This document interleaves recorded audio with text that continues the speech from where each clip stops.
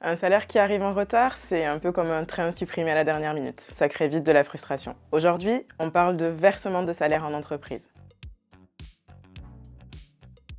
Pour commencer, non, il n'existe pas de date limite à laquelle verser les salaires. L'employeur peut choisir l'échéance qui l'arrange dans le mois. Par contre, il y a deux règles incontournables, et là, c'est la loi qui parle.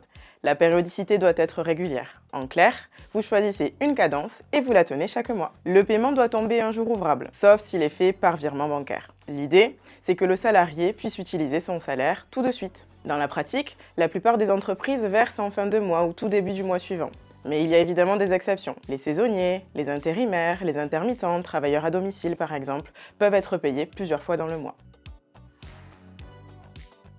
La loi ne fixe pas la date. On regarde d'abord la convention collective, puis les accords d'entreprise s'il y en a. Côté RH, on prépare généralement un échéancier annuel avec la date de versement prévue pour chaque mois. Certaines activités donnent lieu à un versement du salaire en plusieurs fois. Chez les commerciaux, par exemple, il est fréquent de verser le salaire de base en fin de mois, puis le complément variable quelques jours après, le temps de calculer le montant précis des primes.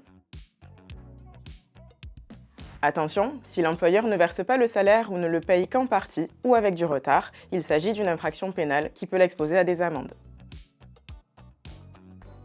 Alors pour éviter les sueurs froides, il y a deux bonnes pratiques. Munissez-vous d'un logiciel de paye pour fiabiliser le calcul et les échéances et mettez en place des virements automatisés pour lancer les paiements à la date prévue sans intervention manuelle. Résultat, moins d'erreurs, moins de stress et plus de confiance du côté des collaborateurs. Voilà, vous savez à peu près tout sur la date de versement du salaire. Légalement, c'est une obligation. Humainement, c'est un gage de confiance. Alors, respectez vos échéances, tenez vos équipes informées et vous verrez, tout le monde y gagne. À très vite pour un nouveau décryptage RH.